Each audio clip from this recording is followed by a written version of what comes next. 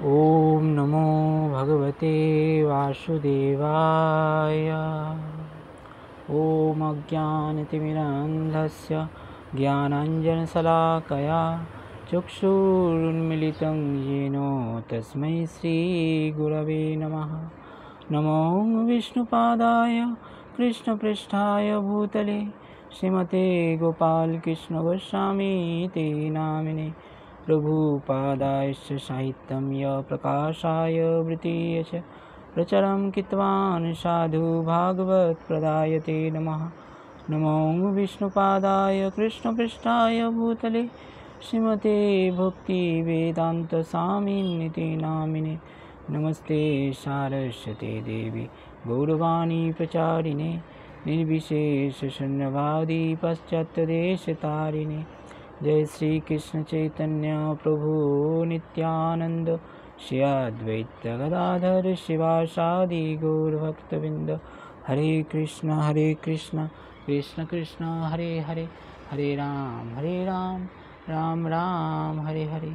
Hare Krishna to all of you. सभी भक्तों को मेरा दंडवत प्रणाम, कोटि कोटि प्रणाम निवेदन करी। श्रीमद् भगवद गीता यथायथ अध्याय श्लोक नंबर 9.30।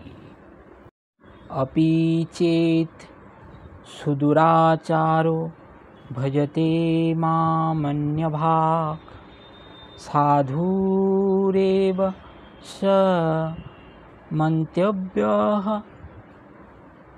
सम्यग्व्यवसितो हि सः। अनुवाद। অতি দুরাচারী ব্যক্তিও যদি অনন্য ভক্তি সহকারে আমাকে ভজনা করেন তাহলে তাকে সাধু বলেই মনে করা উচিত, কারণ তার দৃঢ় সংকল্পের মাধ্যমে তিনি যথার্থ মার্গে অবস্থিত। यदि कोई अधिक दुराचारी भी अनन्य भाव से मेरी भक्ति भजना करते हैं तो वो साधु ही मानने योग्य है, क्योंकि वो यथार्थ निष्ठा वाले हैं। Even if the most sinful evildoer worship me with one-pointed devotion, he should rightly be considered a saint, for he is of firm resolution. তাৎপর্য। এই শ্লোকে সুদূরাচারः শব্দটি অত্যন্ত তাৎপর্যপূর্ণ এবং এর যথার্থ অর্থ আমাদের উপলব্ধি করা কর্তব্য। বদ্ধ জীবের ক্রিয়া দুই রকমের, নৈমিত্তিক ও নিত্য। দেহের প্রতিপালন অথবা সমাজ ও রাষ্ট্রের বিধান পালনের জন্য অবশ্যই বিভিন্ন ধরনের কর্ম করতে হয়। বদ্ধ জীবনে ভক্তকেও এই ধরনের কর্ম করতে হয়। এই প্রকার কার্যকলাপকে বলা হয় নৈমিত্তিক। এছাড়া যে জীব তার চিন্ময় স্বরূপ সম্বন্ধে সম্পূর্ণরূপে সচেতন এবং যিনি কৃষ্ণ ভাবনায় অথবা ভগবত ভক্তিতে নিয়োজিত, তার কার্যকলাপকে বলা হয় অপ্রাকৃত। তার চিন্ময় স্বরূপ এই প্রকার কার্যকলাপ অনুষ্ঠিত হয় এবং পরিভাষায় সেগুলিকেই বলা হয় ভগবত ভক্তি। জীবের বদ্ধ অবস্থায় কখনো কখনো ভগবত সেবা এবং দেহ সম্বন্ধীয় কর্ম একই সঙ্গে সমান্তরালভাবে সম্পাদিত হতে থাকে, কিন্তু তারপর আবার কখনো কখনো এই দুই ধরনের ক্রিয়ার মধ্যে পারস্পরিক বিরোধও হতে পারে। সাধারণত ভক্ত যথাসম্ভব সতর্কতা অবলম্বন করেন যাতে তার কার্যকলাপের মধ্যে তার সর্বাঙ্গীন উদ্দেশ্য বিঘ্নিত না হয়।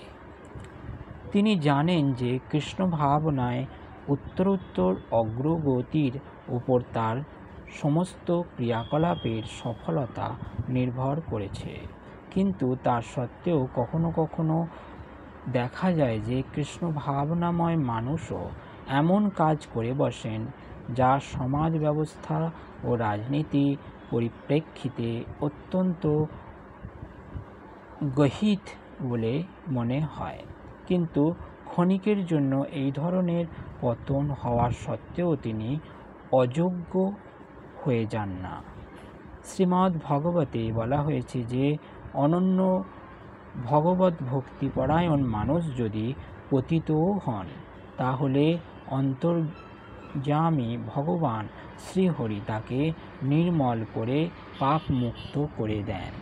জড় কলুষ এতই প্রবল যে এমনকি পূর্ণরূপে ভগবত ভক্তি অনুষ্ঠান যোগীও কখনো কখনো তার ফাঁদে পতিত হন। কিন্তু কৃষ্ণ ভাবনা এতই শক্তিশালী যে এই ধরনের আকস্মিক পতন তৎক্ষণাৎ পরিশোধিত হয়ে যায়। তাই ভগবত ভক্তদের পন্থা সর্বদাই সাফল্যমণ্ডিত হয়। যদি ভক্ত আকস্মাৎ আদর্শ ভগবত মার্গ থেকে চ্যুত হন, তাহলেও তাকে উপহাস করা উচিত নয়।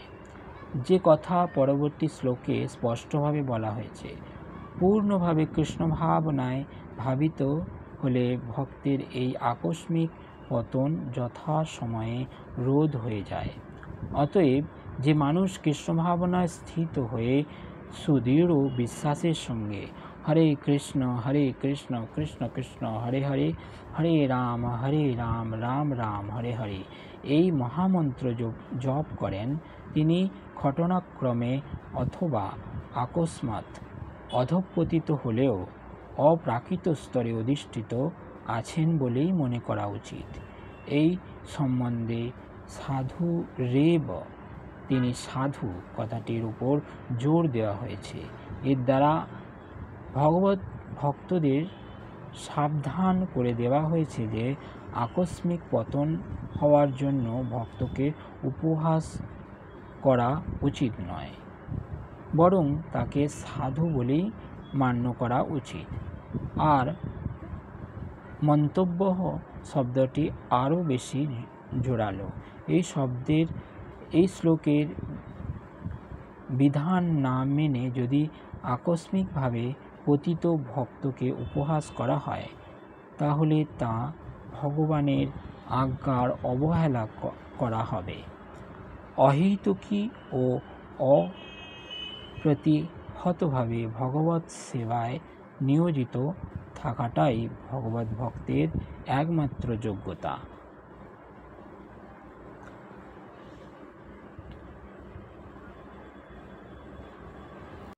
কেউ স্পষ্টভাবে ভগবত ভক্তিতে রত থাকলেও কখনো কখনো তাকে হীন কর্মে নিয়োজিত দেখা যায়।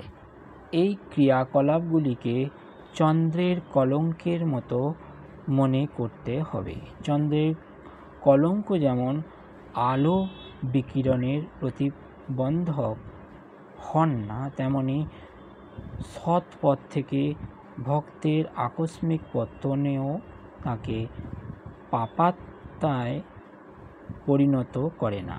তবে ভক্তেরাও কখনো কখনো ভ্রান্তভাবে এমনটি মনে করা উচিত নয় যে অপ্রাকৃত ভগবত ভক্তিপরায়ণ ভক্ত সমস্ত নিন্দনীয় কর্মে প্রবৃত্ত হতে পারেন।